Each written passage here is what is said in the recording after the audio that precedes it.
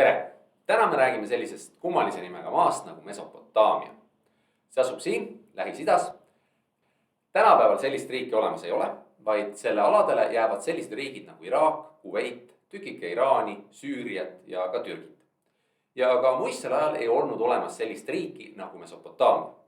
See on tegelikult piirkond, kus aegade jooksul on olnud hästi palju erinevaid riike.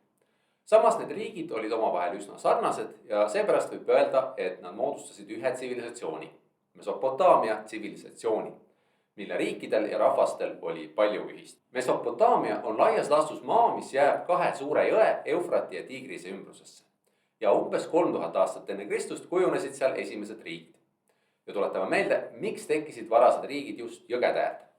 See oli siis seepärast, eks ole, et jõeveega sai niisutada põlde ja üleujutused kandsid põldudele viljakat muda. Ja täpselt niimoodi toimisid ka Eufrati ja Tigrise jõed. Ja seepärast oligi nii, et siin jõgede ümbruses elas väga palju rahvast. Tekkisid suured ja uhked linnad ja võimsad riigid. Ja nagu ma ütlesin, siis Mesopotaamia ei olnud riik, vaid piirkond, kus oli aegade jooksul hästi palju erinevaid riike. Ja mõnest neist tuleb ka lähemalt juttu.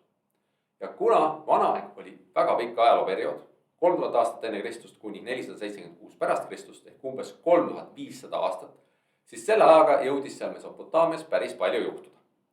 Esmalt umbes 3000 aastat enne Kristust või nii tekkisid seal Sumerite linnriigid. Need olid sellised pisikesed, enam-vähem ühe linna suurused riigid, mis omavahel aeg-ajalt sõdisid ja konkureerisid. Ja siis hakkasid järjest tulema erinevad rahvad, kes vallutasid kogu selle piirkonna ära ja lõid oma impeeriumid. Impeerium on siis selline suur riik, mis on vallutanud enda alla palju erinevaid maid. Ja nende suurte riikide hulgast, kes aeg-ajalt valitsesid Mesopotaamia piirkonda, kõige tuntumad on Assüüria ja Babyloonia. Ja neid riike jõudis selle aja jooksul olla kohe mitu korda. Nii et mõnikord räägitakse vana Assüüria ja vana Babyloonia riikidest ja siis uus Assüüria ja uus Babyloonia riikidest.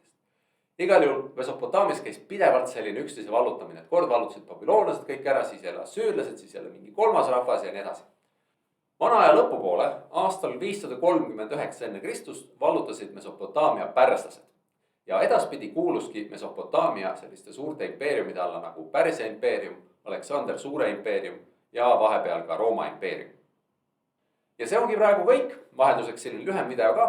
Ja siin Mesopotaamia teemast tulebki meil eraldi väiksemaid videoid sumeritest ja nende leiutistest ja linnadest, siis veel assüürlastest ja babüloonlastest ja samuti õige pisut Mesopotaamia usundist ja mütoloogiast.